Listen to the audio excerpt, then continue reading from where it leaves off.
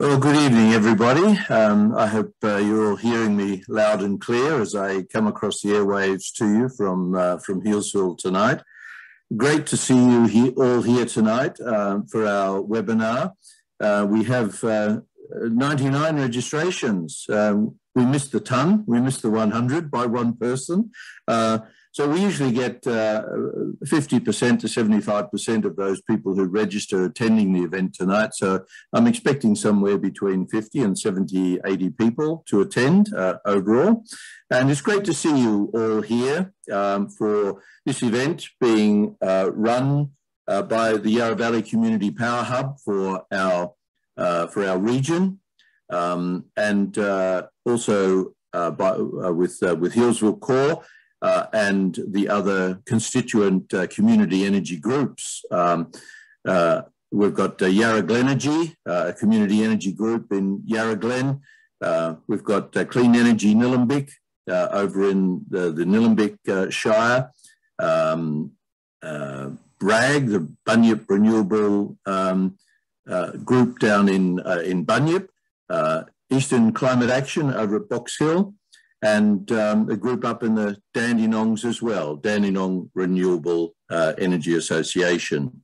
So we've got 6 community energy groups that are behind the Yarra Valley Community Power Hub, and they're all actively involved in promoting the events that we are running.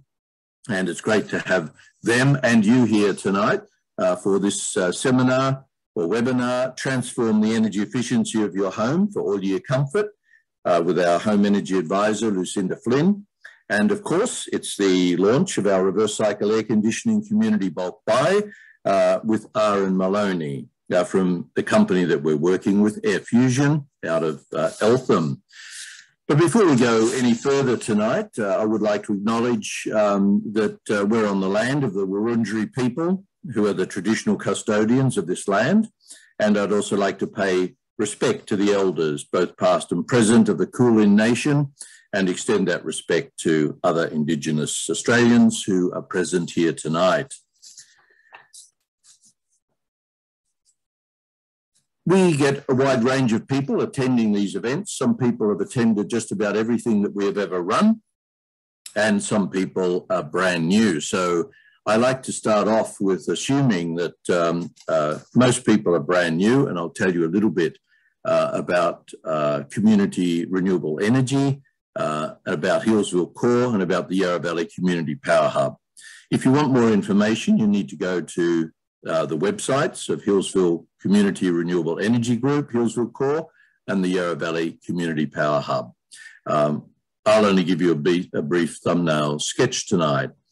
But community renewable energy is all about communities taking charge of their energy production, storage, distribution, and in some instances, also the sale of the energy in their local communities as well. This is an international movement that has roots in Europe, including Denmark and Sweden and Germany, the United Kingdom, and it's been in Australia now for well over 10 years, 15 years. There's well over 100 community energy groups all around Australia. And these groups consist of volunteers from local communities, not-for-profit groups who want to provide some leadership for their communities around renewable energy and transitioning to renewable energy away from carbon-intensive energy production, so that we can try to do something about the problems with climate, with the climate emergency that we are in at the moment. Healesville Core, Healesville Community Renewable Energy Incorporated, was started by me, Jeff Barlow, back in 2017. And at the time, I was semi-retired and was really frustrated, angry and annoyed about the lack of action on renewable energy and climate change at a national level. And I thought, well, the best way to utilize that frustration, that anger and annoyance was to try to do something positive. So I set up Healesville Core with a group of very passionate volunteers in Healesville to provide leadership in our community to transition to solar panels and batteries, heat pumps, reverse cycle air conditioners, and hopefully also some solar farms with batteries and neighbourhood batteries as well.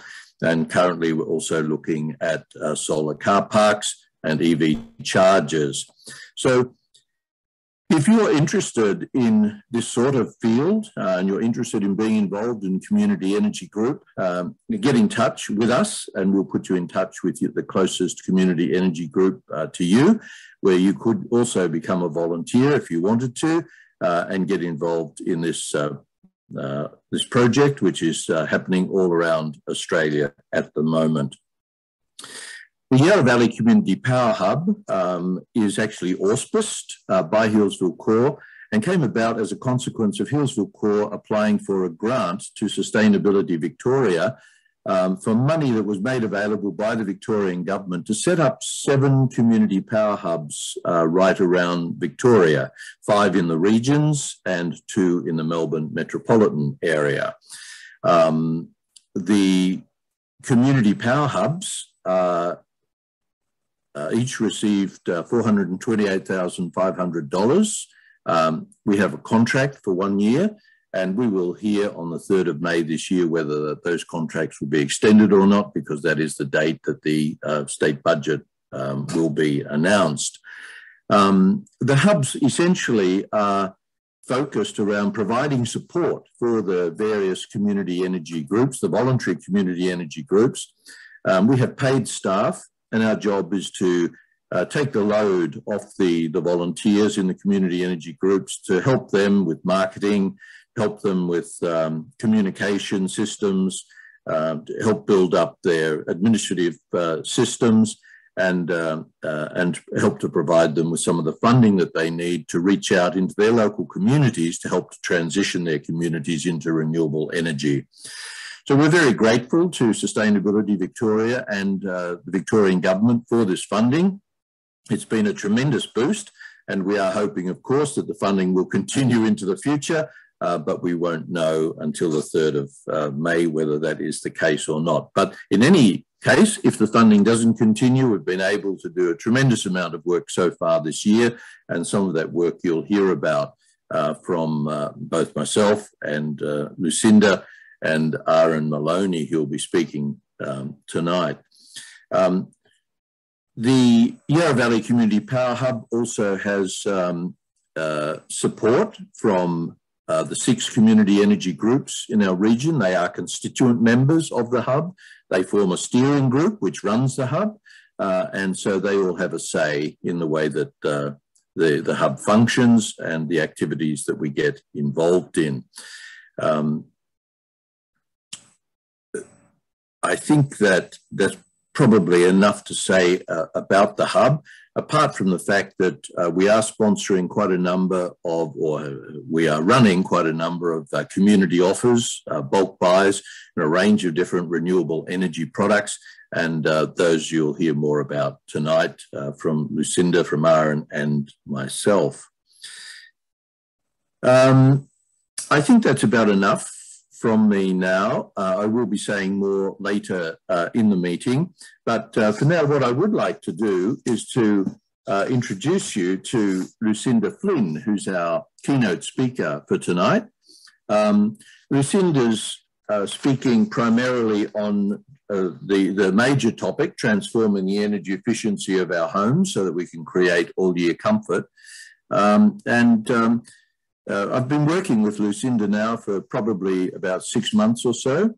Lucinda is also the teacher of a course that we're running through Box Hill Institute. That's a course that the hub has established to train volunteers to bring home energy efficiency services to their local communities.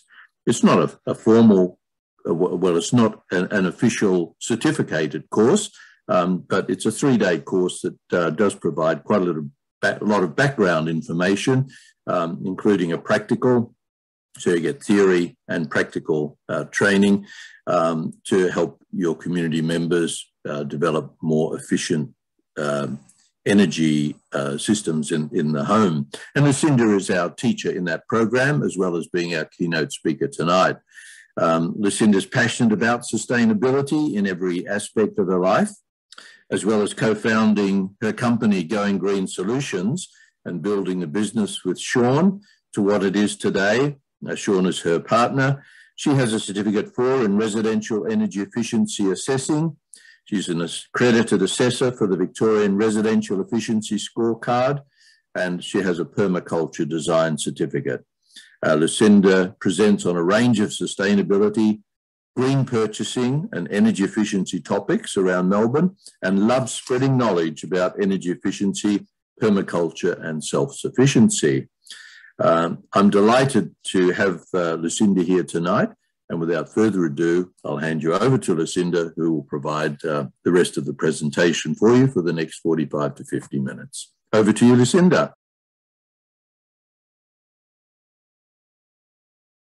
Thank you so much, Jeff. It's absolutely wonderful that there's been so many people signing up to this webinar tonight.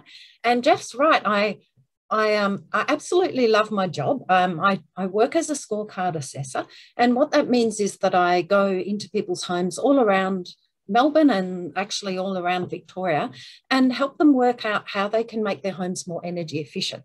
So it's been fantastic teaching the short course in conjunction with the Hub. The Hub's organised all of that, and I've really enjoyed working with the students, and I'm excited that they can then go back into their local communities and spread that information further.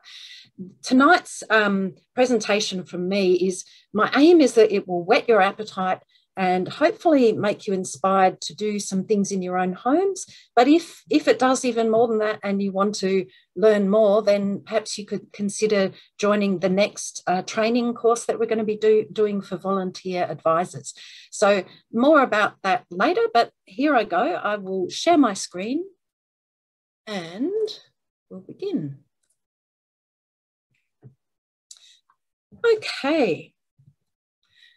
What is an energy efficient house? So I tend to like to begin with what it isn't, because I think there can be a bit of confusion about it, meaning that you have to be extremely frugal and not use your heating and wear your ski jacket inside instead of turning the heater on. And I very much don't agree with that. To me, having an energy efficient house is actually about being way more comfortable, but just spending a lot less on heating and cooling to be comfortable. So it's a house that is often comfortable without any heating or cooling, because it just keeps its temperature. If you do need to resort to active heating and cooling, it's easier to heat up and it maintains its temperature for longer, and it should cost less to run. Why would we want an energy efficient home? Well, there are lots of reasons, and the ones that are probably the most common are cost. Everyone's different though. Each person might they might come across, they might approach their energy efficiency from a different motivation. Some people, it's all about cost and the other things don't matter. And this is a very significant motivation, because the average home in Victoria costs about $1,800 a year just to run the main fixed appliances, which is going to be in large part heating. So anything that you can do to improve your energy efficiency is going to hopefully reduce those costs. So why wouldn't you do it? The second one is comfort. Like I said, an energy efficient home is generally just going to be more comfortable and nicer to live in. And the other one is, of course, environmental. And Jeff touched on that when he mentioned the climate emergency. Anything that we can do to reduce our reliance on fossil fuels or any type of energy, really, the more resilient we can make our homes without having to resort to powering them, the better for the environment. Victorian homes are actually all Australian homes, but Victorian homes definitely are typically inefficient. There are a few reasons for that. I think one of them is just that we live in a comparatively mild climate. Although it does get cold, it's not freezing and you can sort of manage if you have to. We also haven't had any building requirements. Well, we have had building requirements, but not to any degree that makes homes be built in an energy efficient way until more recently. Even now, the 6-star rating for a new home is not very high. We've had lots of cheap fuel it's just been easy to turn on heaters and coolers and use gas and electricity without really thinking too much about it. The other thing is, and I think feeds off all of those things, is that we just don't really have a very good understanding of how our homes work. And that's due to the cheap fuel, the poor design, that sort of thing. We just haven't ever really been forced to look at it. And this is something that I would love to see change. I think there is so much capacity for reducing energy use and reducing our impact on climate change through our homes. The 3 main factors of energy efficiency are the building shell thermal efficiency. So that's about how well your building, the building construction, keeps heat in winter and keeps it out in summer. Then you've got appliance efficiency, and that's about how well your devices are giving you the effect that you want for the fuel that you put in. And to try and give an example of that, if you have an open fireplace, it's about 5% efficient. And what that means is that you burn fuel and 95% of the heat that you want goes up the chimney, 5% comes out to you as heat. So 5% efficient. Whereas an efficient reverse cycle air conditioner, such as what Aaron will be talking with us about later, it could be 300, 400, 500% efficient, which means that for each unit of electricity it uses, it's going to give us 3, 4, or 5 times the amount of heat. And then user behavior it feeds back into each of those things. So you could have a really efficient thermal envelope of your building and efficient appliances, but you could be using them in a really inefficient way. And my favourite example of that, because I have teenagers, is your teenagers are throwing a party and they have the heaters on full bore and all the doors and windows open. So, of course, that's not going to be an efficient house. Typically, heating is the largest use of energy in a Victorian home, and that's my main purpose of showing this graph, which is from the Sustainability Victoria website. And that's why if I'm going to a house to talk to people about energy efficiency, a lot of my suggestions are going to be focused on how to reduce the need for heating or make the home better at holding the heat that we do generate from appliances. So just to keep that in mind as I go through, a lot of these things will be about that. I'll start with building shell thermal efficiency. I'm sorry that I'm going to have to skip through things quite fast. There's so much in home energy efficiency, and that's the reason I like it, I suppose. It's just such an interesting topic, and every one of us lives in a home, so there's pretty much never going to be a case where you won't be able to learn something. Anyway, I will briefly introduce each of the 3 areas. And okay, building shell thermal efficiency. The numbered bullet points here are the main areas that I would always look at in a home, and they're also listed in order of importance. Generally, I would always be thinking of zoning of a house first, then draft proofing, then ceiling insulation, then windows, and then the wall and underfloor insulation last. Of course, it depends on the home. Every home is individual, but this is generally the rule of thumb.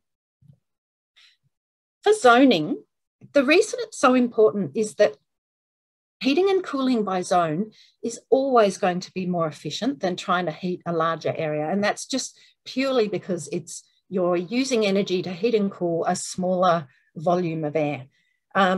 Another thing about zoning is that it can be not just about restricting the area you're heating and cooling, but it could be about zoning out areas that are having a negative impact on your heating and cooling. For example, if you live in an older house and you have one of those permanently open louver windows or something like that, which are typical in a sort of 60s, 70s house, if you've just got that open to the rest of the house and you're heating, all that heat's going to be constantly lost out of that window. So zoning is about zoning areas in, also zoning areas out. Some of the ways, so an older house is usually well zoned because it was just good design and people generally weren't heating their whole houses. And one of the challenges of a new house is often that it's open plan, and it's also often ducted heating to the whole house, which just means that it's always going to be more expensive.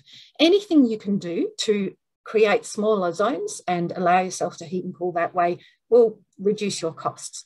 Some of the things that you can do are really simple, such as the picture on the left-hand side, which is just a curtain across a doorway. And the curtain rod that you see there at the top, you can get telescopic rods from the hardware store just for, I don't know, $20, $30, that you just open them up to fit, and you can hang your curtain there, say in winter, and then you can take it away again. So it doesn't have to be a permanent solution, and it can be something very thin like the Japanese curtain. It could be honeycomb blinds, such as the middle picture. That one's over a window, but you could use a honeycomb blind to close off a hallway or something like that. And then on the right-hand side, we have some examples of creating a zone between upper and lower stories of a home, which is very useful.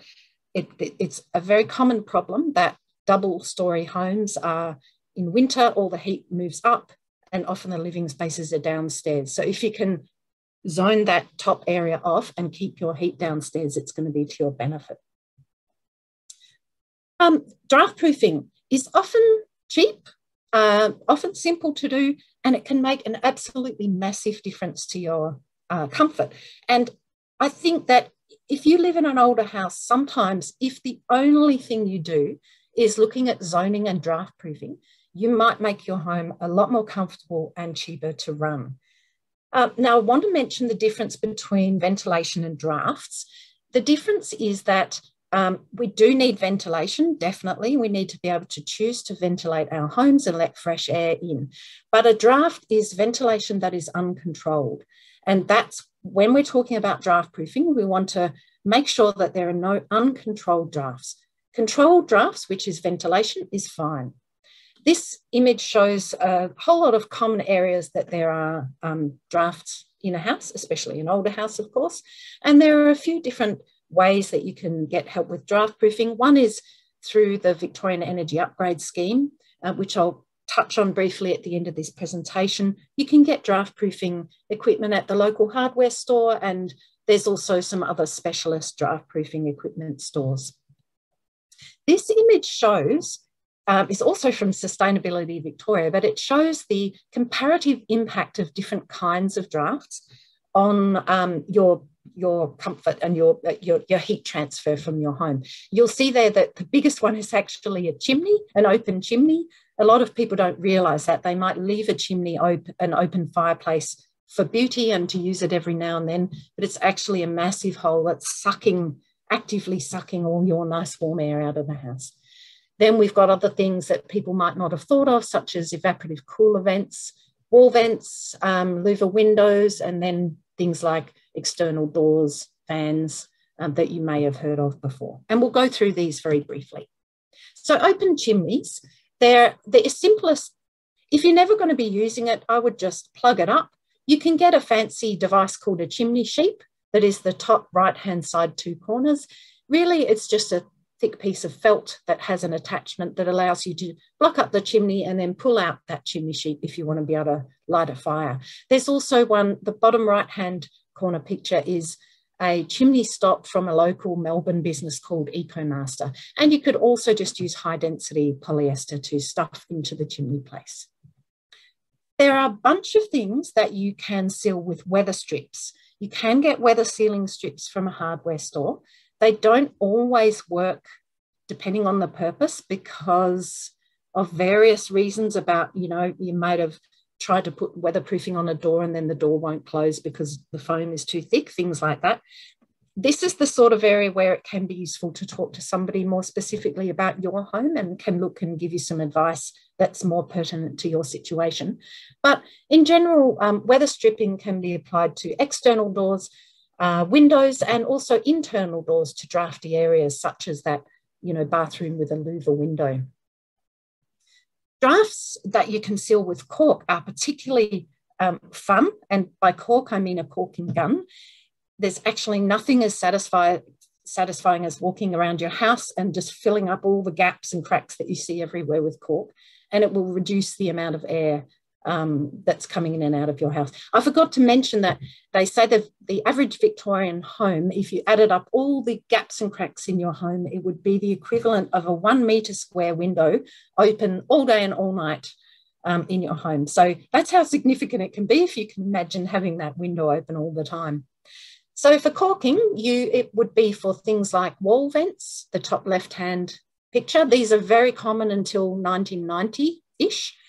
Then there's skirting board gaps, just gaps in plaster, anywhere where walls, floor, ceiling are joining, and things like when plumbing has been done or electrical work where there's been a hole cut in the wall or the floor, often those are not sealed. So they're easy ones that you can seal up.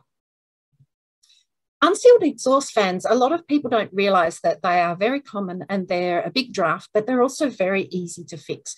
By that, I'm talking about the image on the bottom right-hand side. That shows an unsealed exhaust fan from in the roof space. You can see that it's just a hole in the plaster and there's a free airflow between the house and inside your ceiling space. It's very easy to fix by adding a draft stopper, and that's what that black object is. It's also free under the Victorian Energy Upgrade Scheme, and we can help you. The Hub has set up a partnership with HomeLab, who does VEU installations. So you can organise something like that for your home. It's free for an unlimited number of draft stoppers, basically as many as you have unsealed exhaust fans. Now, the one situation where you can't seal a fan is the picture in the middle, which is a Tastic. It looks like it's on a wall. It's actually just positioned wrong. It's on a roof and it's a heat lamp, such as you'd have in a bathroom. Those ones you can't seal because they run too hot. In that situation, we would just recommend you draft seal the door to the bathroom, and that way it can be drafty and the rest of your house doesn't have to suffer. Here's some examples of open skylights. The top right-hand picture is a skylight. Often skylights don't have anything at the ceiling level. This is actually from our house, the original skylight, and it just had a sort of a mesh plastic thing, but it was completely open. I'm not really sure what purpose it fitted. Also, that louver window is also the original window from our house. Constant airflow, and then there's another example there of a permanent vent in a window.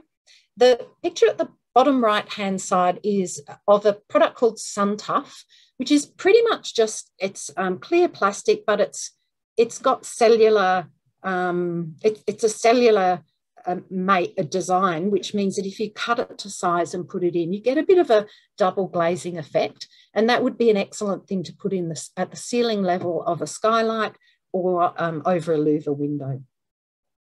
Evaporative cooler vents are actually quite drafty. A lot of people don't realise that. The reason is that as opposed to a ducted system of heating or cooling, which is a closed system, an evaporative cooler system is open, which just means that there's constant airflow through the unit on the roof and through those the vents into the house. Again, a simple fix is to add evaporative cooler vent covers. You can also do it very cheaply by cutting clear contact. There's an excellent YouTube video showing somebody doing that. I've also seen people have cut squares of plywood and just slipped it inside the cover for the winter. Basically, you close them up during winter and then open them up during summer. Recessed downlights are another draft. You can seal them by adding a downlight cover, or of course you could replace them with a sealed unit. And the top right hand side picture is another draft that there's quite big gaps around that globe into the ceiling space. Depending on how big it is, you may be able to cover it with some sort of downlight cover, or it might be better to replace that one. But just a very quick note about the safety with draft proofing, and also having any sort of open wood fire or a gas space heater. Basically, if you have either of those kinds of appliances in your house. We wouldn't recommend draft sealing too thoroughly because it just might mean that you've got combustion products in the air. I would always recommend, if you have a gas space heater, to install a carbon monoxide monitor and just have it regularly cleaned and serviced to make sure it's working well. Ceiling insulation. This image shows it's one of those unusual things where just a small amount of gaps has a very big impact on how well your ceiling insulation is functioning. It's actually, if you have 5% gaps in the coverage of your ceiling insulation, it halves the value of how well it's working. The current minimum is around R4.4 for ceilings. And one of the things that can happen, actually, I think I may have a picture of it here. Yeah. You see how the top middle picture, you've got what is pretty much, looks like pretty new insulation. It's not too bad. It's not very thick, but it's also not too bad. But trades have come in and installed a light and an exhaust fan, and they've moved all the insulation away and not put it back. This happens all the time with trades going into roof spaces. The picture on the right-hand side shows the exact same thing. So even if you started off with reasonable insulation, it's quite possible that if you've had people working in there, it might not be good anymore. So you really need to check that it is nice and thick and that it gets full coverage, which the picture at the top left-hand side shows really good coverage where it's actually double layer. It goes right over the ceiling joists. You can do ceiling insulation yourself, but of course there are hazards. It's really a horrible job. So, you know, if you're feeling very handy and you look up safe ways to do it, make sure you've read all of the guides about how to keep yourself safe, then sure, you can give it a shot. Things like dust in your eyes, in your nose, inhaling it, electrical safety, possible asbestos, and of course, falling off a ladder or even falling through the ceiling. Window improvements. This is one of my favourite areas to talk to people about because double glazed windows have been so heavily marketed that often people feel that that is the only option they have. And for a lot of people, it's just not financially viable. So what I love to be able to explain to people is that they actually have many, many opportunities to improve the thermal efficiency of their windows. And they range from anything from very cheap to the most expensive and everything in between. These are the things that impact the thermal efficiency of windows, and by that I mean the ability of windows to slow down the transfer of heat through them. There are window coverings and pelmets. So even if you have single glazed windows, if you have really good window coverings and pelmets, that can make a big difference. Then of course there are glazing upgrades that everyone's heard of. The frame choice also makes a difference, and external shading is absolutely critical if the problem is summer heat gain. Now this image is a very interesting look at the different impact of window coverings and pelmets. If you look first at those arrows, so the bottom arrows. Actually, no, first look at the stars. Sorry, I'm getting you all messed up. So the orange star or the red star, it shows a single glazed window with something like a curtain, not particularly thick curtain, or a Holland blind and no pelmet. And then the same exact situation, but adding a pelmet, brings it to the blue star. So you can see that it actually reduces the heat transfer through the window quite significantly just with a pelmet. The second example I wanted to show you is that the orange arrow shows a standard double glazed window with no window coverings at all. And then the blue arrow shows a single glazed window, but with heavy line drapes and a box pelmet. So you can see from that a single glazed window with heavy line drapes and a pelmet and the drapes closed is actually better at slowing down heat transfer than upgrading to double glazing if you don't have a covering.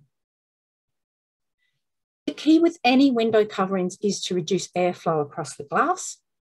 Heavy line drapes are a brilliant way of doing this with a pelmet. The top right-hand picture shows another really good option, which is a honeycomb blind or a cellular blind that is installed inside the window reveal to basically block off airflow from that window. The two pictures at the bottom right-hand side are of different kinds of pelmets, because a lot of people will think a pelmet has to be the box pelmet, but it doesn't. It can be an invisible pelmet, and these are examples of a kit that you can buy, and also just how you can cut out, I think it's weed mat, and make them that way. Glazing upgrade options, low cost to high cost, like I said, and they can be any combination of new, DIY and secondhand. You can have double glazing, secondary glazing, or even temporary options for upgrading your windows, and I'm going to go through them all with some pictures. Double glazing, everyone knows what that is. The most expensive option is to take out your whole window and frame and put in a new double glazed window and a new frame. You can also get second-hand new units fairly easily. There's a lot of instances where they're over-ordered for building jobs, and then the builders just want to move them on. So you might be able to get something that fits your space second-hand at a much, much lower cost. And an option, a really good option for people who have existing good quality timber frames, is just to replace the glass with double glazing and leave the frames as they are. It's a lot cheaper, and timber frames are very thermally efficient, so it's well worth keeping them. When I talk about secondary glazing, I mean where the window is left as it is and a second pane is brought and attached to the window. And this picture shows a professional secondary glazing job. You can see it looks really good. The companies listed in that dot list are different companies around Melbourne that do this. Some of them will only work with timber framed windows, others will work with aluminium framed or steel windows. So you just got to choose the one that suits you. Secondary glazing can also be done DIY, and the most common way to do this is to affix a panel of clear acrylic to your existing windows. And then, so the two pictures there, one is showing somebody screwing a panel on. The reason it has that stuff sticking to it is that's how it comes, to stop it getting scratched. Don't worry, you peel that stuff off so you can actually see through it. People do actually ask if it looks the same or if it blocks the view, but it doesn't. It's completely clear. You wouldn't know it's not glass. And the benefit is that because it's not glass, it's not going to break like glass. Now, with that DIY secondary glazing, of course, you'd have to be a bit handy to do it, or maybe you've got a really good handy person like we did. So we got our local handy person to put it in for us. And there's more options too. Say if you're in a rental, or if you just don't have a budget, but you really need to do something with your windows, you can put bubble wrap on them. And yes, it's going to look a bit dodgy probably, but if it's in an area that you're not actually looking at the window, like a bedroom, you just want to stop all the cold coming through the window, bubble wrap can be a brilliant way, and it's removable, so good for a rental. And another option is temporary film, such as Clear Comfort, that gets added onto the picture on the right. Shows it's a bit like secondary glazing, but it's a very thin film that gets added to create a still airspace. Frames do definitely matter, and these pictures show, so the blue arrows show a single glazed window. The one at the top of the graph has the most heat transfer. That's with the aluminium frame, but if you had a timber or UPVC frame instead, it would be a lot less heat transfer. Then if you move to double glazed windows, the aluminium framed one is the first red arrow, and then if you chose a timber or UPVC frame instead, it would be the very bottom one. And the other interesting thing is that a single glazed window with a timber or UPVC frame is not that far in difference between a double glazed window with an aluminium frame. So if you are going to invest in new windows, really try and avoid aluminium frames. Unfortunately, with a lot of new builds, the builders don't even offer a choice. You get double glazed windows with aluminium frames, and even if you wanted to, you couldn't upgrade it. So that's a real shame, but hopefully that will change soon. Ballpark costs of window upgrades are pretty much new double glazed windows and frames, about $800 a metre square. Just the glass, if you put that into your existing timber frames, around 270 a metre square, but not installed. So you'd either have to install it yourself if you're handy or get someone else to do it. Professional secondary glazing is roughly 450 a square metre. DIY secondary glazing, maybe 200 to 300, including the installation for a double, 2 metres square. Excuse me. And Clear Comfort, that's the window, the temporary window film. You can get a big pack of it, enough to do 5 or 10 windows for not that much, no more than 200 and probably less. External shading, as I mentioned, is really key in summer. If you have heat touching your windows in summer, then it's like having a radiator on in that room. And the best way to stop it is just with shade. And ideally, it'll be shade that shades you in summer and allows sun through in winter so that you can benefit from that solar heat. And an excellent option for that is the deciduous vine. This picture shows my favourite one. It's an ornamental grapevine, and they're just so beautiful. But of course, you can use retractable canvas blinds and things like that. Okay, we're on to wall and underfloor insulation. I told you I was going to speed through everything.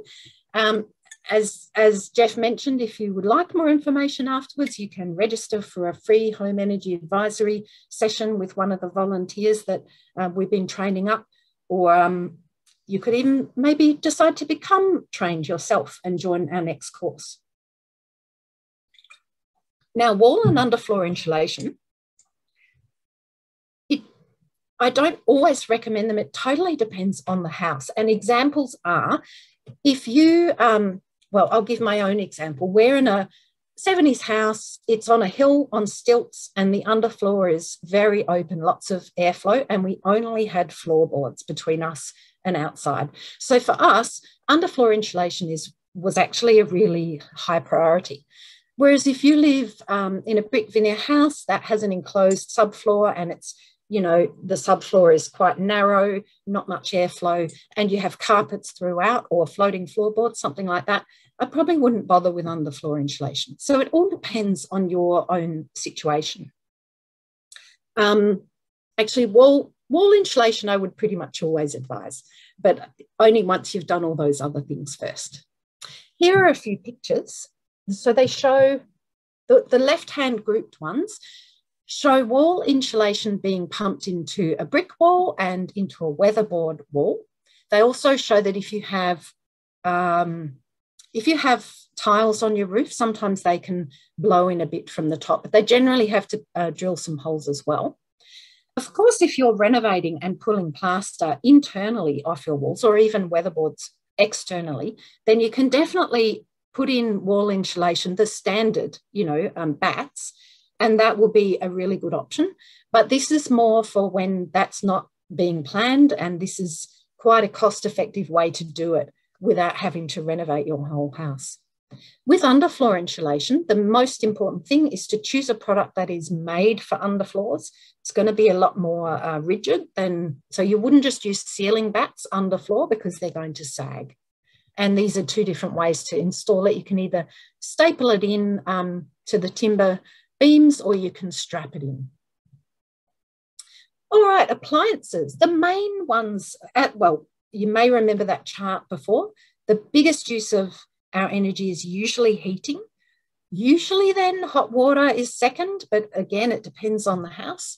Then we've got cooling and all of our other plug-in appliances. And there's a couple of things that I haven't listed here. One is lighting, which used to be potentially a really significant cost when we had incandescent lights or even halogen recessed downlights. Neither of them are really very common anymore, and you can't even buy them. So generally lighting is no longer a big energy issue in our homes. One that is, though, is if you have a pool or a spa. They just use a lot of energy. It's how they are. There are certainly things you can do to reduce how much energy they use, but they will always be a drain on your energy. Okay, let's have a look at these appliances. But all of these charts that are coming up are from Sustainability Victoria. They have some fantastic comparison charts on the cost per year of running different kinds of appliances. This one is about heating, and you can see that if you're looking at cost to run heating in a small room, 30 metres squared, the cheapest option is going to be a 5-star air conditioner. And in a medium house, it's going to be this says a 3.5-star ducted reverse cycle air conditioner. Actually, it would probably be a lot cheaper to run individual air conditioners in different areas. But in any case, heating, the cheapest option for heating is going to be reverse cycle air conditioners. I can't tell you how many houses I go to where they say, you know, I've thought about air conditioning, but I know it just uses so much energy and I can't, you know, justify it. And they're probably pretty happy when they find out that the technology has improved so much that reverse cycle air conditioning is a very energy efficient way to heat these days. Anything you do to improve your building shell, the part that we've just talked about, will also reduce your heating costs because it reduces the amount of heat that you're losing through your building shell and having to replace from your heater. And there are some really good rebates for split systems at the moment. Again, Aaron will tell us about that, and his company can apply for those rebates for you. So go and investigate replacing things with split systems. Other ways to make your heating more efficient are by setting the thermostat. The ideal for winter is setting it between 18 and 20 degrees.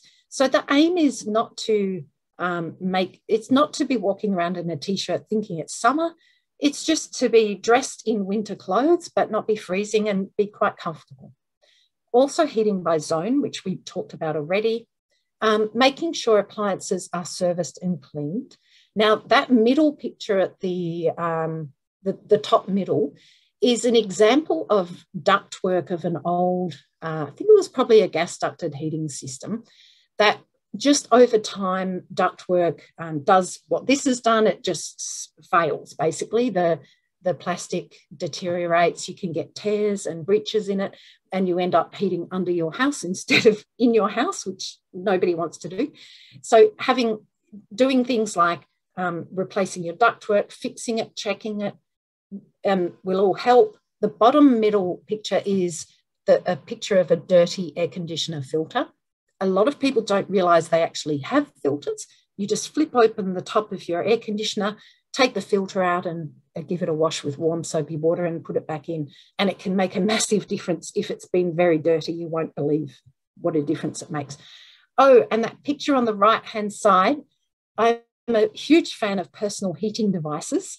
It sounds really daggy, and I'm sure lots of people think that only older people have, you know, heated rugs and things, but you can get heated vests to go working outside. This is my heated seat pad pictured there.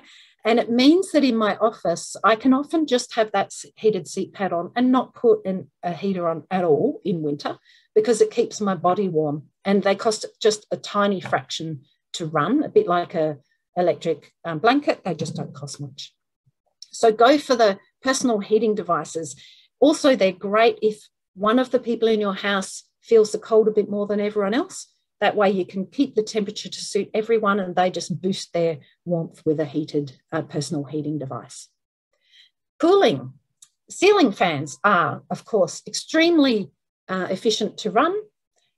Evaporative coolers are technically very energy efficient, but personally, I think that the Melbourne weather has changed enough that it's making them not so useful, partly because we're becoming more humid and we're getting, you wouldn't know it the last couple of years, but we are getting more extremes in heat. So again, the next best option would be a reverse cycle air conditioner, otherwise known as a split system. And again, build anything you do to improve your building, shading your windows, things like that is going to make your cooling more efficient. To improve the efficiency of your cooling, make use of ventilation to vent out hot air after a warm day, using ceiling and pedestal fans before you put on coolers and even while you put on coolers. Setting the thermostat again to it's still going to be fairly warm, but you just wear cool clothes. Cooling by zone, and again, servicing and cleaning your appliances. Hot water systems. The most common type of hot water system that I see is a gas storage system. There are really good rebates to upgrade from your electric hot water system or your old / inefficient gas storage system.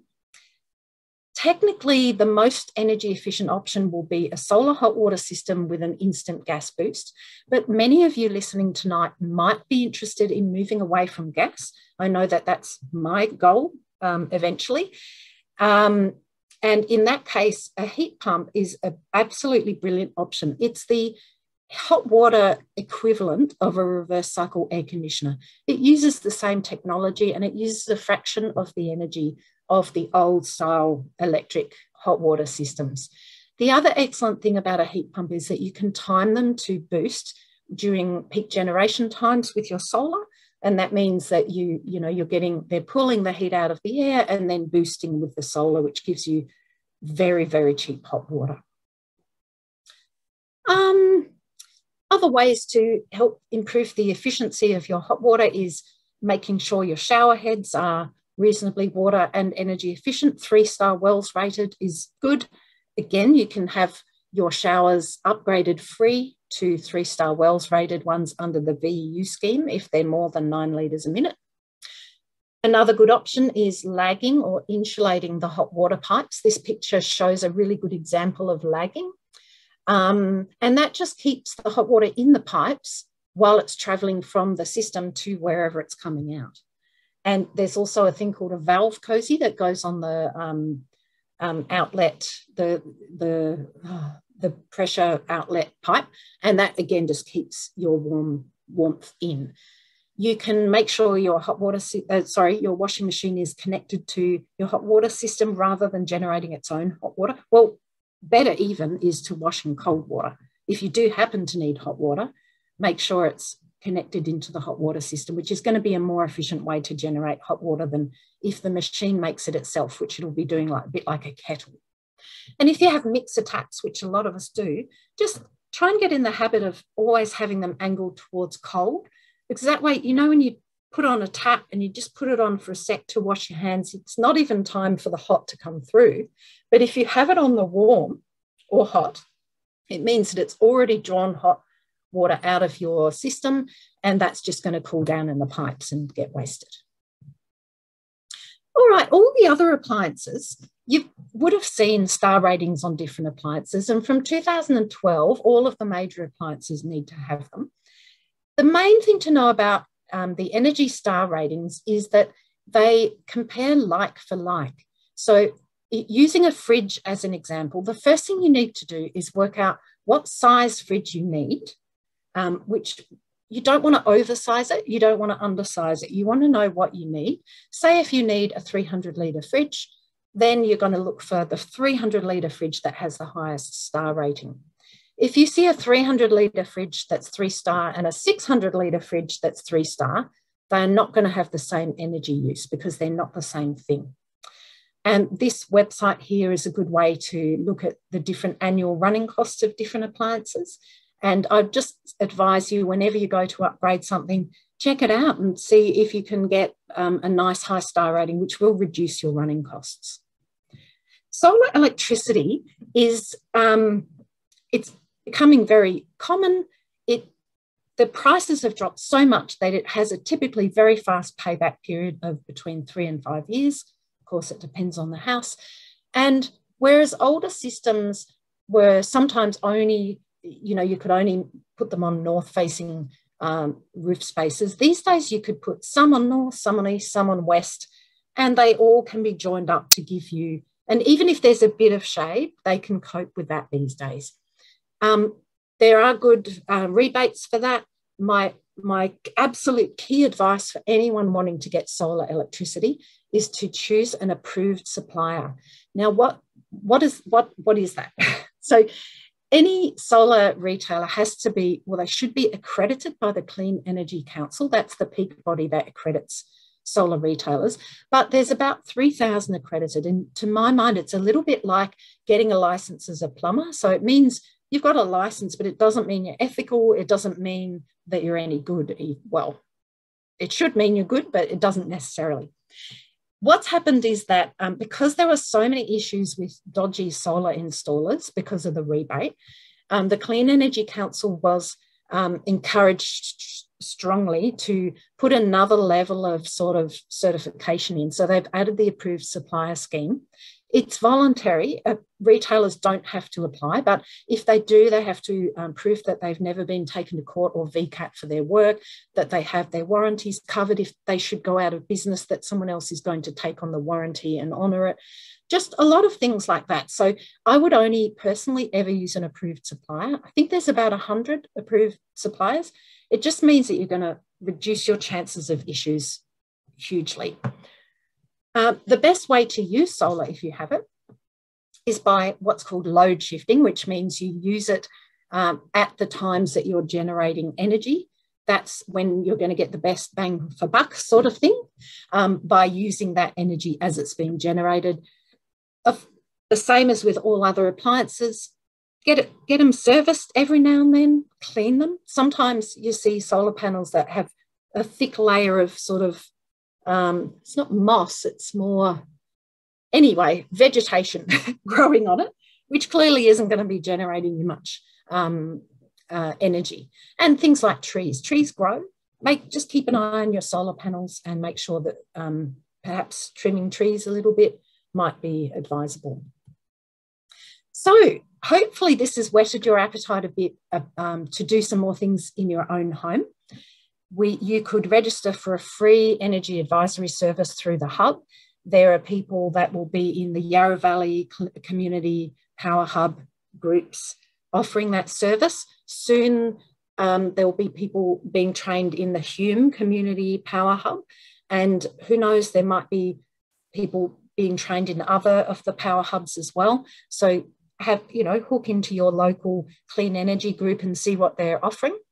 If you think this might be something you'd like to learn more of, you could enroll in our short course. I'm going to be the teacher, and it's a mixture of both technical understanding of all the things that impact energy efficiency, but there's also quite a focus on how to relate to the people that you might be going to see, because every house is different, every person is different. They have their own motivations and values and their own things that might challenge them or stop them from doing things. So you've got to be able to read between the lines to try and advise people about things that are actually achievable for them and that they will feel like they want to do as well. Another option is to register for a professional assessment. There is a fee for that, and that would generally be me that comes to do that. Now, before I go, I want to very briefly show you a little bit about that Victorian Energy Upgrade Scheme that I mentioned. So it basically means that free energy efficiency products can be installed in your home. The Hub has partnered with HomeLab to do this, as well as the free options. There are also some additional low-cost upgrades that they offer, and each time they do that, they pay a small commission to the closest community renewable energy group to wherever they've done it. So it's win-win for all of us. You will all have been approached about changing light globes. HomeLab does all of those things as well. Also downlights, halogen downlights, or changing those big open downlights that I mentioned before. They can swap them over. Some of them have a fee. Sometimes there's a fee if you want them to be dimmable still.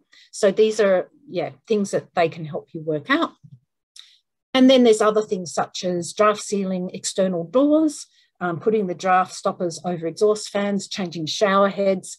They can also install the home energy monitors that you've probably also seen advertised, and they can add lagging and valve cozies to your hot water systems. So you can register for that on the Hub website as well. Thank you very, very much for listening to me. Yes, I'd just like to thank you first, Lucinda, for your presentation. Very, very interesting once again. And I hope it's been also of interest for our people, the people tonight who have been listening. For everybody's interest, we are recording this session tonight, as you can see, and it will be made available afterwards for anybody who is interested in having a look at it. And everybody who is registered for the session tonight will be informed where they can access the recording that's usually available a week or 2 weeks after the event. For any of you who'd like to do that training program, don't forget to get in touch with us, and keep in mind too that we've got 6 community energy groups in our area. So if you're really keen to do some voluntary work, they'd love to hear you. We will, over the coming weeks, be running a community energy roadshow around 5 of our 6 community energy groups. And we will have some very interesting information in the local areas, up in the Dandenongs at Emerald, down in Bunyip, Box Hill, in Yarra Glen, and in Hillsville. We will be running this roadshow with a keynote speaker and lots of interesting information about your local community renewable energy group. Just on a personal note, over the years, I've had to educate myself, as you're educating yourself now, on community renewable energy and on the efficiencies of energy systems for my home. And I started off putting solar panels on the rooftop with solar hot water, and haven't looked back as far as energy bills go. And about 2 years ago, I did have insulation in the ceiling, which was working very effectively. But I got an infrared camera and went around my place, and I could see all these cold spots on the floor, because I've got just a wooden floor, polished wooden floor, and all the heat was being lost through that. So I got underfloor insulation, which didn't cost very much money at all, and that made a huge difference. I also took advantage of the Victorian Government's Home Energy Upgrade Scheme back in January this year. Got somewhere around $150 worth of products provided free of charge and installed free of charge. So that was a fantastic service that the Victorian Government is providing.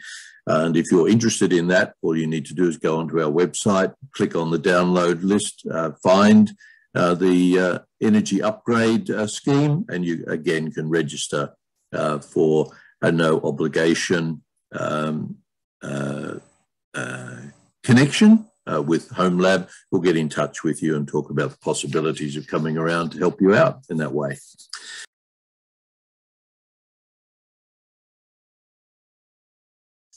Aaron is from the company AirFusion, which we are using as a company for the community offer.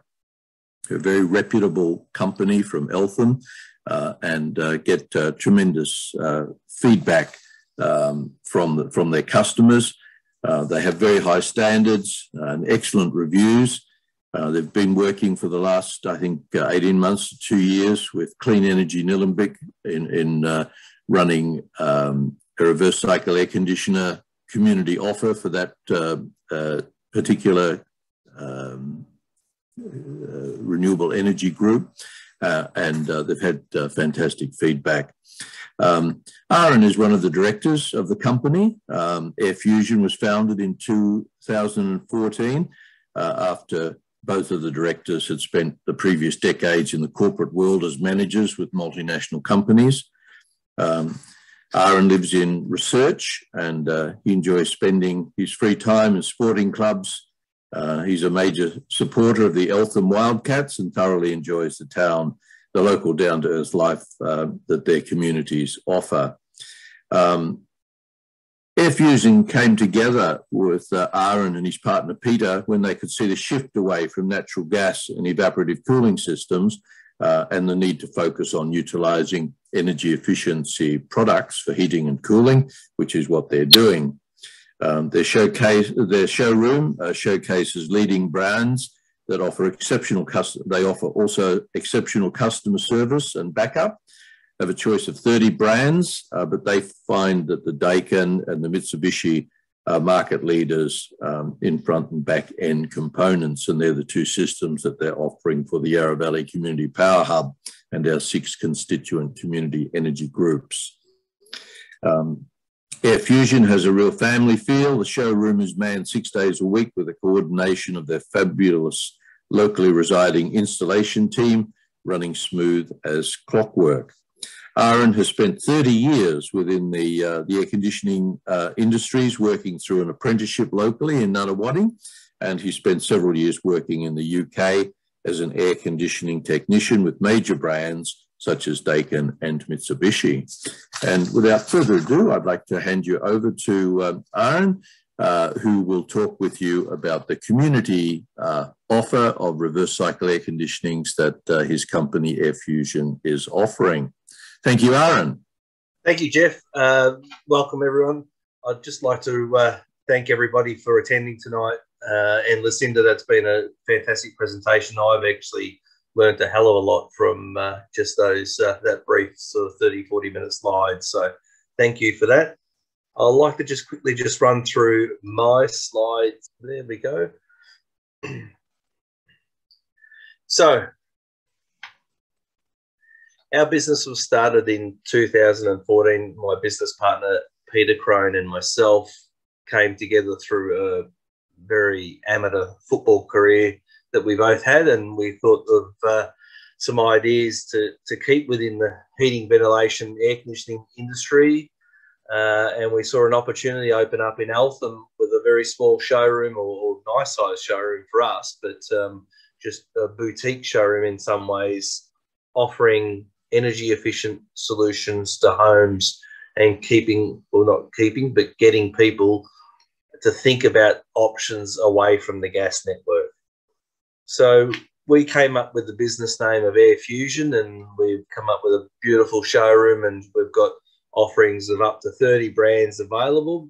To be honest, we probably choose about 2 to 3 of those brands that can give us the complete overall picture that we require for our, I guess, our area, as well as our environment. So we do a lot of work within Melbourne, right through the Fitzroy, Carlton, but right up to King Lake, where we've got 2 different areas of heating and cooling requirements.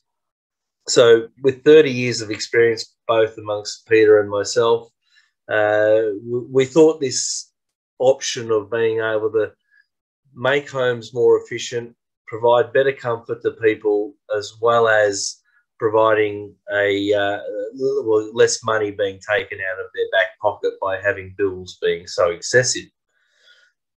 So our staff are local staff. They're fabulous, well-trained, factory-trained by Daikin and Mitsubishi, and actually do take pride in their work. Just going through a little bit of a brief technical view, I guess, of how an air conditioning system or heat pump technology works. So what we're using is the outside air as an air-to-air heat transfer, and we're using the refrigerant as its path to pass that heat from outside to inside, and then in reverse, we're using the reverse cycle part. So being able to use the gas, and depending on the type of refrigerant that we're now using, and most systems are using what we call R32 as a gas, which has a very low ozone depleting factor. And so from using that gas, we can get star ratings of anywhere between 3 and 7 stars. And that's a system operating at its worst performance. So that's a system operating for 1 hour at 100% for that whole hour. That will give you around 6 to 7 stars. The benefit of an inverter air conditioning system is that it can ramp anywhere between 0 to 100%, which allows your star ratings to go anywhere between 3, 5, 7, right up to a maximum of 10 zones, 10 stars. So that allows the efficiency of the inverter to be able to ramp down and provide 1 or 2 kilowatts, or ramp up and provide up to 10 kilowatts of heating or cooling requirements. So it's almost, in general terms, it's like putting a foot on the accelerator. Depending on the temperature that you have set for that room, the unit will adjust accordingly and provide accurate, climate control to that home. What's on offer today and why? We've reached out to Daikin and Mitsubishi to be part of this program. We've also run this program for the last 12 to 24 months with Nillumbik, providing 100% Daikin as a brand. And with this offering, we're offering a lower spec model, or I guess not probably a lower spec, but just a cheaper alternative option with the Mitsubishi Heavy Industries. So we're offering Daikin at the high end with their superior products. And we've got the option with Mitsubishi Heavy Industries, again, a superior product, but just at a slightly lower price point. So we're offering single unit reverse cycle air conditioners at 2 clear price points, Daikin Cora series and the Mitsubishi Heavy Industries product as well. Now, we're not only offering just these split systems. If there are ducted systems or multi-head systems or VRV systems, then we are happy to assist in any way. And it's not purely just a changeover or simple back-to-back installations. If you have a set of plans or a new development or a new renovation taking place and you'd like some advice on what you can do to do the whole home solution with zoning, with individual temperature control to each zone, then that's something we can also offer. Some programs that are out there at the moment, there's one that we're currently one of the initial suppliers of this program is the Home Heating Cooling Upgrade program. Now, we will assist you here in providing the information that's marked on our website as a link that you can hop on there and download the application form. It's simply about 8 different questions there, depending on your household income, depending on your requirements within the home. Are you looking at replacing some gas heating? Are you looking at replacing an old split system that's not efficient anymore? Or you just don't have a unit in that living area that you'd like to put something in and provide heating. So the government are offering to eligible homes up to $1,000 in a rebate, up to $200 in disconnection of a gas appliance, and also up to $500 in any switchboard upgrades that are required to get you up to compliancy. So the main objectives here are to lower your energy bills, save on your heating costs,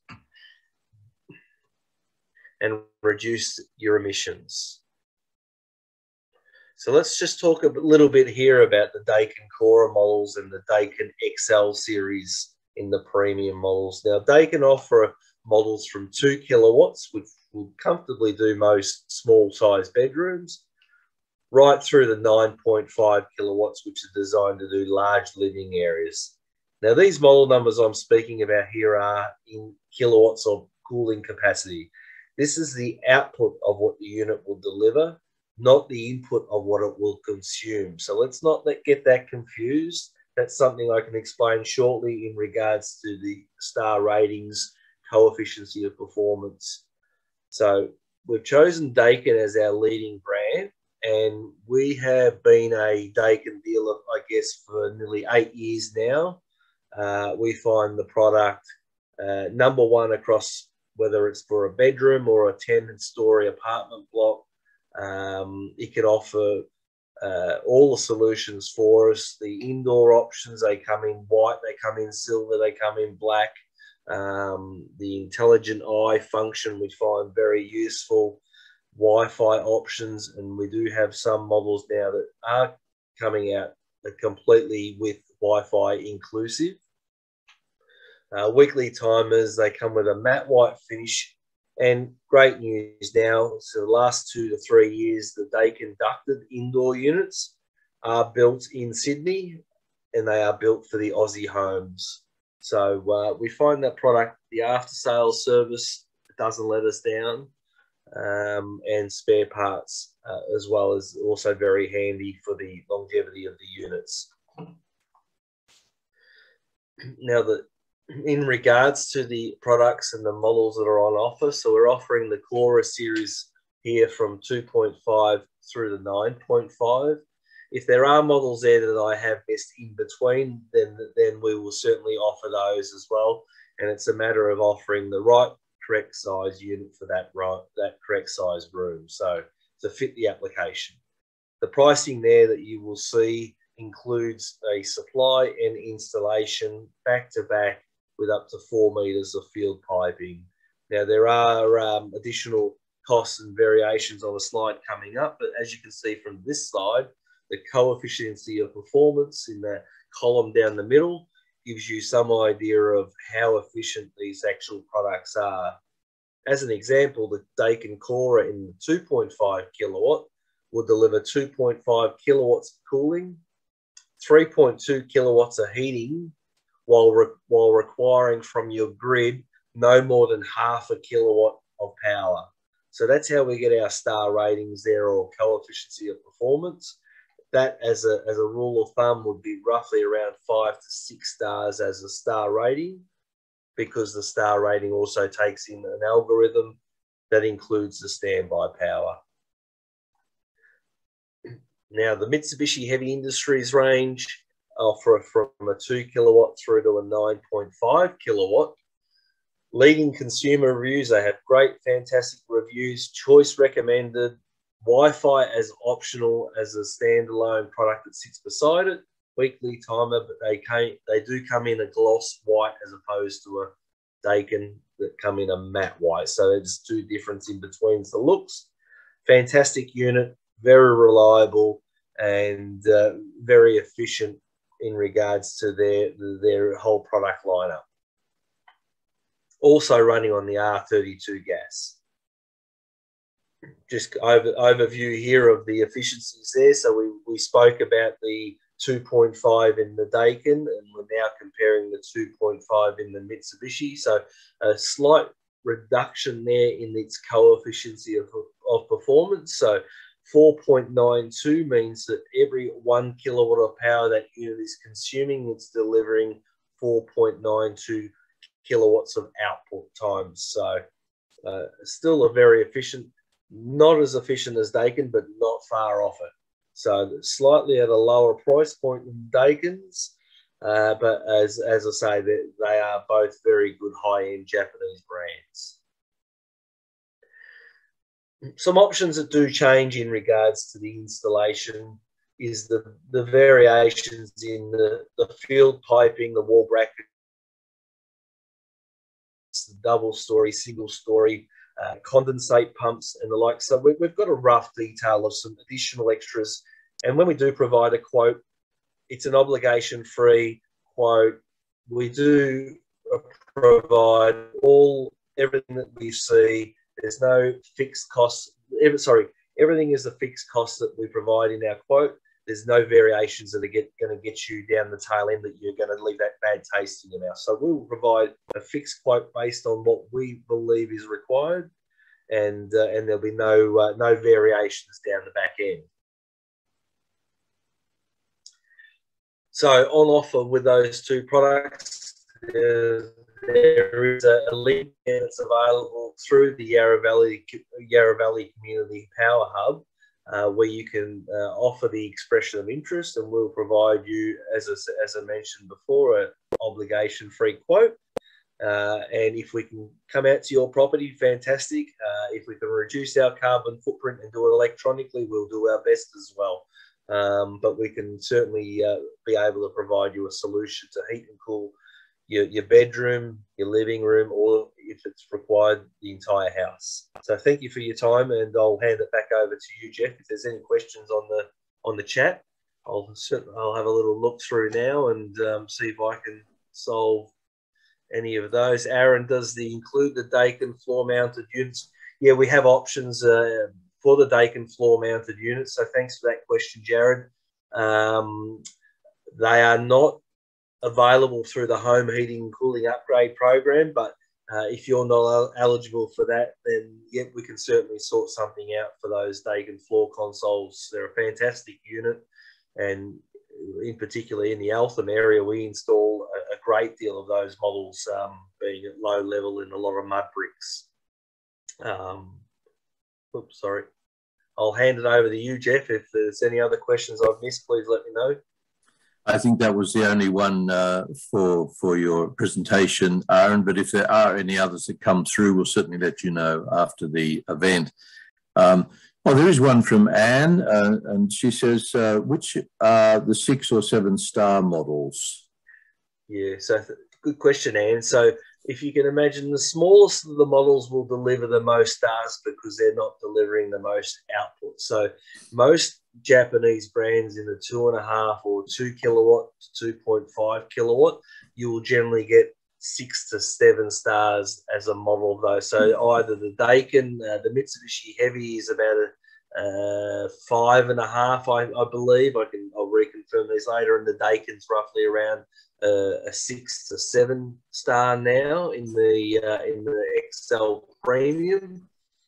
Alira X, sorry, in the Alira X models. But yeah, generally in the smaller capacity for the bedroom, you will get the higher star rated unit purely because it's not delivering as much as the bigger units. Thanks very much, Aaron. And I think one of the important things for people to realise is that putting these systems in is really not just a cost, it's also an investment. So it's very different from purchasing a car, where from the moment you drive it out of the showroom, it decreases in value. With these units, you're actually saving energy on your energy bills, saving money on your bills.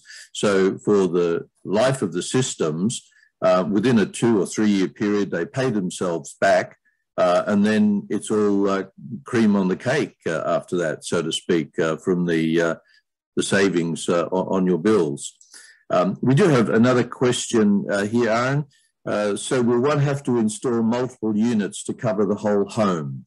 Yeah, good question. So any air conditioning system or reverse cycle system, they are designed to heat or cool the room that they're in.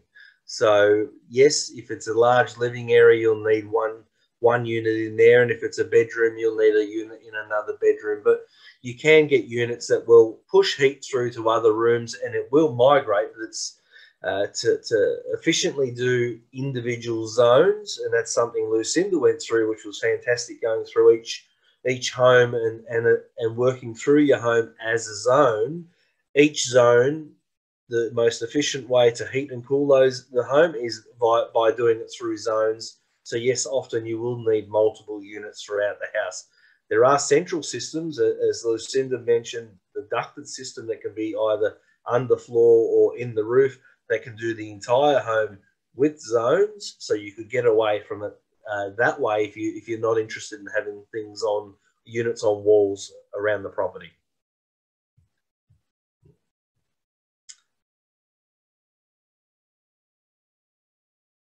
I think you're on, Jeff, you're on mute there. Thank you very much, Aaron. Thanks for your presentation. We won't take any more questions right now because we're close to the end. But I would like to thank you very much for an interesting presentation, and just remind people again to go onto our website, go onto the drop-down list for our community offerings, and just submit an expression of interest. There's also a lot of information on the website about the air conditioning systems, including links that will provide you with further information as well. I think that we're getting close to the end now. I'd just like to do a brief summary of what the offers are that the Yarra Valley Community Power Hub has for our region through our 6 community energy groups. We've got a number of community bulk buys, the heat pump, which has been mentioned for hot water, the electric vehicle bulk buy through the Good Car Company. We're looking to run a solar and battery offer very shortly with the RACV, and of course the reverse cycle air conditioners. Next slide, Tom. The Reclaim heat pump, which we're offering, is designed by an Australian company for Australian conditions, and it's suited to the cold climate down here in Victoria. It also has no backup heater element required. There are some heat pumps that you get where when the weather gets colder, they stop working as a heat pump, and then they just operate as an electric heater because they have an element in them. The the Reclaim Energy systems don't have that. They use naturally occurring CO2 as the refrigerant. There's very strong warranties on them, and there's a smart controller that allows programming to individual needs. You can run them from your solar system, so run them from 11 o'clock in the morning to 2 in the afternoon. They act like a battery then. So instead of sending your electric power out to the grid and getting next to nothing for what's being paid nowadays, you're actually saving money by putting that energy into heating up your water. Next slide, Tom. There's an electric vehicle bulk buy that we're offering with a Good Car Company. The average battery range of these cars is 480 Ks. They're much cheaper than the internal combustion engines. They have lower running costs than internal combustion engines. They deliver full torque instantly when you accelerate, and all vehicles are second-hand and imported from Japan and modified for Australian conditions. They're priced from $22,000 and all cars are guaranteed. Again, go onto our website, and for an expression of interest, you'll be transferred over to the Good Company. It's the Good Car Company website, where you can click onto their drop-down list and submit your expression of interest. We're looking to attract about 300 people to an event that the Good Car Company will be running next month. And we will then have an opportunity for people to go to a central place where they can hear a presentation from the Good Car Company. They will be able to have a look at the second-hand vehicles that are on display, and will be able to go for a ride in those vehicles as well. The way the system works is that you order a vehicle. They will then purchase the vehicle for you under an auction system in Japan, and the cars are then imported into Australia and modified and made available for the price that you've agreed to purchase. Next slide, Tom. So we're looking at working with RACV Solar to develop a solar panel and battery offer, and we're hoping to be able to announce that in more detail very, very soon. So with solar panels and batteries, you're going to be saving quite a significant amount on your energy bills, and you're using environmental friendly power to generate the electricity for your home, and will also reduce your carbon footprint. Next slide, Tom. The reverse cycle air conditioning community offer, as Aaron has just mentioned, I won't go into the detail there. Aaron has told you quite a bit about that. And the other services, Tom, on the next slide, we're looking at home energy upgrades, as Linda mentioned, the home energy efficiency advice, either on a voluntary basis or with volunteers from the community, or for a professional to come and help you in your home to get some advice on how to make it more energy efficient. There's the home energy efficiency training through the Box Hill Institute, community renewable energy short courses. One has run in Eltham over a 5 to 6 week period. Another one will be running up in Emerald, and another in Pakenham. These are courses that are designed for the general community to learn all about community energy and community energy groups. And there's also do-it-your-home energy efficiency kits. The next slide, Tom. There's free home energy upgrades, which Lucinda mentioned, provided by the Victorian Government, free of charge for the products and free of charge for the installations. Again, available through our website. The home energy efficiency advice. Next slide, Tom. The home energy efficiency advice, as has been mentioned. Again, we'll go on to the next slide. And the training, of course, at Box Hill. Next slide, Tom. Okay, community energy courses. So what I mentioned to you, these are available through community houses, neighbourhood houses, and living and learning centres. And as I said, the first trial has already been completed and others will be coming soon. Next slide, Tom. Home energy efficiency kits are available through your local council. They're available free of charge, not for hire. That's an error on that particular slide, where you can get a diagnostic thermal imaging camera, PowerMate power meter, and an instruction book, the Energy Freedom Home Book, a thermometer, and other important bits of equipment to do an analysis of your own home. There are 3 local councils. I think it's Yarra Ranges, Maroondah, and one other, Whitehorse, I think it might be. They're available through the Eastern Regional Library system. So just go on to the Eastern Regional Library website and you can book in to borrow one of those kits. I think there are 3 or 4 available through the system. The next slide, Tom. So that brings us to the end of the session. It's been a little bit of rush at the end because we're running a little bit out of time, but I would like to thank you all very much for attending. I hope it's been an interesting session for you. I would like to thank our 6 community energy groups: Clean Energy Nillumbik, Bunyip Renewable Action Group, Healesville Core, the Dandenong Ranges Renewable Energy Group, Eastern Climate Action Melbourne, and Yarra Glenergy, all of whom are constituent members of the hub.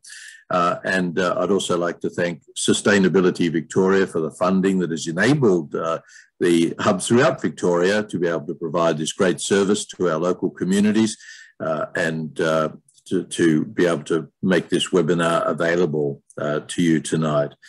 In addition, I would like to thank our councils in the region. They've been very supportive of us: the Yarra Ranges Council, Cardinia Council, Maroondah, Whitehorse, and of course Nillumbik Council as well.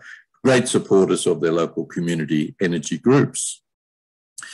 That's all from us for now. There will be a video made, as I mentioned earlier, and we will let you know about when that video will be available. I see a number of people have added some additional questions, which we won't go into at this point, but we'll let you know after the event and provide the answers to those people and make the information available on our website as well. So once again, thank you to our speakers, Aaron and Lucinda. I'd also like to thank Tom, who's been our tech person in the background, Tom Bazelier. Always very very good to have Tom on board to assist us with our technical work with these webinars. And we encourage you to get in touch with your local energy group, get in touch with the Yarra Valley Community Power Hub, and get involved with community energy, get involved with impacting climate change, reducing the carbon footprint of yourself and your neighbours in your local community and your businesses. We look forward to seeing you at our Community Energy Roadshow, which we will be starting at the end of May in Bunyip, and then we'll be running around to each of the community energy groups over the June period. So look out for the notifications when they come through our newsletter and email system. Thank you all for attending tonight, and we'll just leave it there for now and look forward to seeing you at our next event. And once again, thank you, Lucinda, and thank you, Aaron.